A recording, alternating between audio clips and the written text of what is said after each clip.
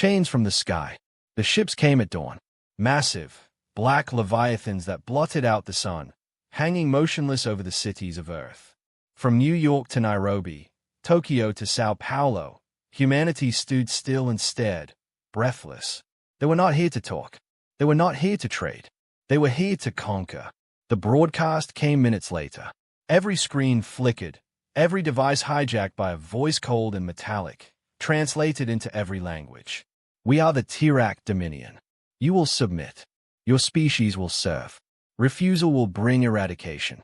It wasn't a request. It wasn't even a threat. It was a fact, delivered with the casual cruelty of something that had crushed hundreds of worlds before even hearing Earth's name. In government chambers and military bunkers, panic broke out like wildfire. Some leaders urged negotiation. Others, terrified, surrendered before the first shot was fired. Only a few called for resistance, and even they weren't sure how long humanity could last against something so vast, so alien. General Elena Varga didn't hesitate. Watching the transmission from a hidden base deep in the Rockies, she clenched her jaw and issued orders. Stop mobilizing. Assume communications are compromised. Tell every unit, we fight. The first wave of landings began hours later. Sleek Tirak transports descended, releasing armored troops unlike anything the world had seen. Towering beings in segmented exoskeletons, wielding plasma weapons that melted steel like wax. They moved through the cities like surgeons cutting into a body. Strategic points were seized, power plants, communication hubs, food distribution centers. Then came the camps. Registration centers, they called them. Corrals for civilians, penned behind energy fences and guarded by expressionless Tirak enforcers. Those who resisted were made examples of. Public executions streamed live, a warning against defiance. Varga watched the footage with growing fury. They think fear will tame us, she said, her voice low, dangerous. Around her, soldiers hardened by years of counterinsurgency and disaster relief grimly readied themselves. They understood. This wasn't a war for territory. This was a war for existence. Elsewhere, humanity struggled to adapt.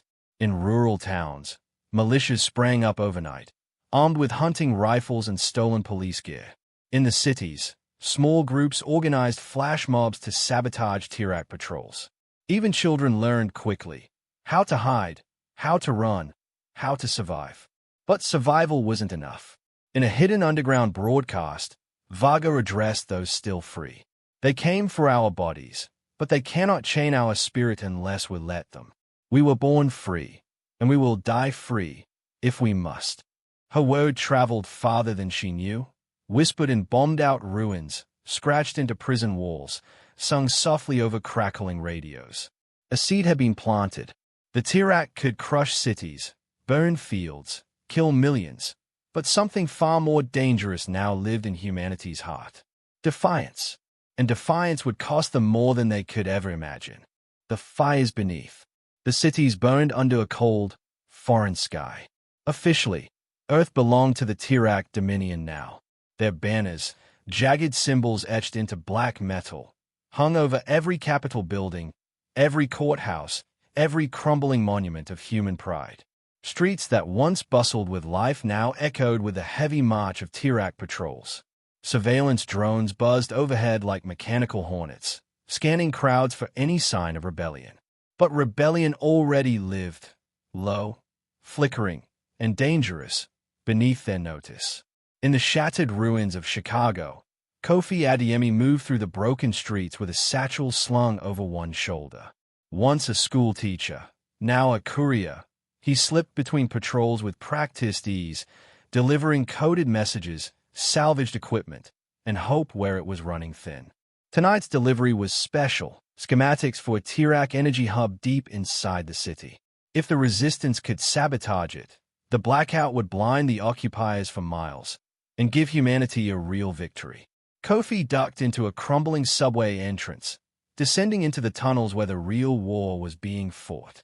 Men and women huddled in makeshift bunkers, nursing wounds, fashioning weapons from scrap and stolen tech. Children were taught not math or history, but how to build explosives and jam Tirak comms. Freedom had a new curriculum. At the center of it all stood General Elena Varga, her uniform scorched and patched, her face a map of exhaustion and iron will. Kofi dropped the satchel at her feet. Everything you asked for, plus a few surprises. Varga's lips twitched into something almost like a smile. Good. We're going to need them. The operation began before dawn. Resistance teams slipped through alleyways and sewer lines, planting charges at key junctions. Kofi led one team, carrying the last of the explosives through a broken storm drain. His hands trembled, not from fear, but from the knowledge of what this moment meant. A message, carved in fire. Earth was not beaten. As the first rays of sunlight crept over the horizon, the charges detonated. The energy hub exploded in a chain of violent fireballs. The sky above Chicago flickered, then went dark. Tirak patrols stumbled, blind and confused. For the first time since the invasion, human cheers rose into the air. Victory, however small, tasted sweeter than any feast. But the Tirak responded with savagery. Entire neighborhoods were flattened. Hundreds killed. Thousands dragged into camps for processing. The message was clear. The price of defiance would be steep.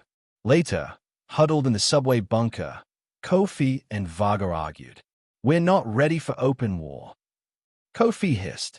These little wins, they cost too much. Varga's voice was low but unyielding. Freedom always costs. We either pay it now, or we lose everything forever. Outside, the fires still burned. But so did the spirit of humanity, hotter and fiercer than ever. The Tirak had conquered Earth's skies and streets. They had not conquered its soul. Blood price. The smoke never cleared. Weeks passed since the energy hub attack, but the Tirak refused to let Earth breathe. Retaliation came swift and merciless. Cities once spared were now razed without warning. Drones combed the rubble, scanning for survivors, dragging them to labor camps or execution pits. In the ruins of Sao Paulo, millions died in a single night. The sundering, they called it later, when the Tirak unleashed orbital strikes against the city's heart. No warning, no mercy, just fire and silence. The resistance wept, but it did not break. In the hollowed belly of a derelict cargo ship outside New Orleans, the leaders gathered. Holograms flickered, displaying casualty counts too staggering to process. Faces were gaunt, clothes patched and stained, but their eyes still burned. General Varga stood at the center of it all, a storm held together by iron discipline. We're losing, Kofi said bluntly, pacing in front of the others. Every small victory brings a hammer down on 10 times as many innocents. We're bleeding out. Around him, others murmured agreement. Varga listened, silent. Then she spoke. We cannot outlast them. We cannot match them ship for ship, gun for gun. They have crushed bigger worlds than ours without blinking. She paused, letting the weight of it settle. Our only hope is to strike where it matters. Their command ship, orbiting above us. Kofi shook his head. A suicide mission. Maybe. But if we destroy their leadership, their occupation falls apart. They will turn on each other. They always do. I've seen their politics, their fractures. Silence filled the hold. Everyone understood. This wasn't a plan. It was a death sentence. Finally, an old farmer from Kansas, once a nobody, now a resistance captain, stood and spoke. Better to die free than live kneeling. Around the room, heads nodded. Slowly, grimly, Varga outlined the plan. Coordinated global uprisings would distract Tirak forces.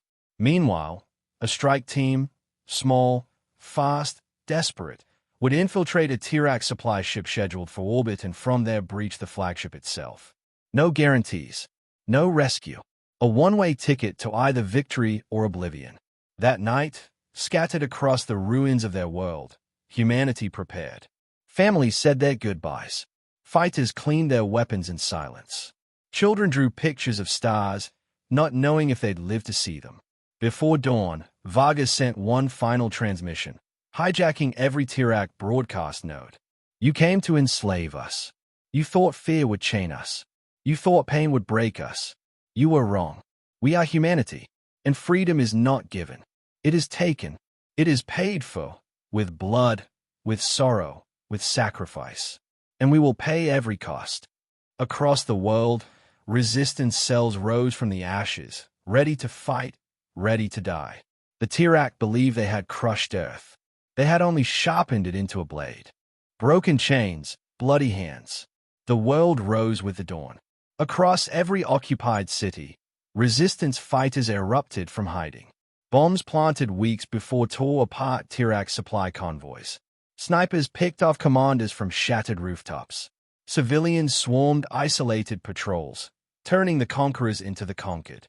Chaos spread like wildfire, exactly as planned. High above the burning earth, a small human team, 10 souls, breached the Tirak flagship. Inside the alien corridors, everything was wrong. Sharp angles, pulsing lights, air that smelled of burnt copper. Vaga led them forward, rifle steady, every step a silent scream of defiance. Kofi was at her side, wounded already, but still moving. They had slipped aboard hidden inside a Tirak cargo hauler, a plan so reckless it worked. Now, they carved a bloody path toward the command center.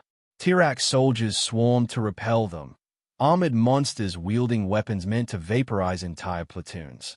But the humans fought like demons, like creatures with nothing left to lose. Bullets, firebombs, stolen plasma rifles. Every tool became a weapon in their hands. For every human who fell, 3 Tirak died. Kofi took a blast to the chest and crumpled without a word.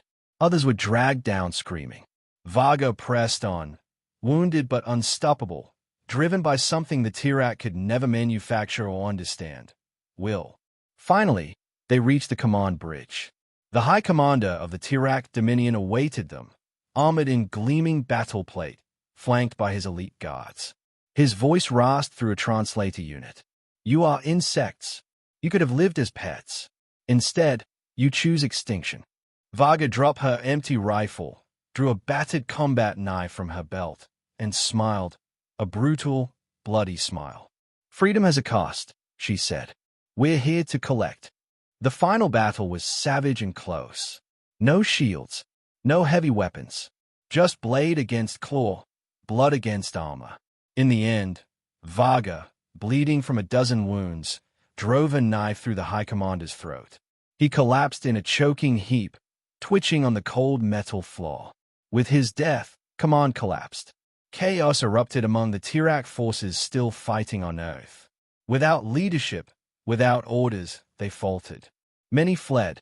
Some were hunted down in the streets by humans too enraged to allow mercy. The flagship, crippled by sabotage charges planted along the way, detonated in orbit, scattering debris across the atmosphere like a funeral pyre. Humanity had won, not through strength of arms, but through sheer, merciless will. Earth was a graveyard of ruined cities and shattered lives, but it was theirs. Not a vassal world, not a conquered prize. It was free. At a broken memorial in the ruins of New York, survivors gathered weeks later. Vaga, bandaged and hollow-eyed, stood before them. "They wanted to enslave us," she said, voice ragged but unbroken. "We taught them what freedom costs, and we paid it, in blood, in fire, in sacrifice, and we would pay it again." Around her, humanity raised their heads, scarred but unbowed. The Tirak would remember Earth, not as a conquest, but as a grave mistake.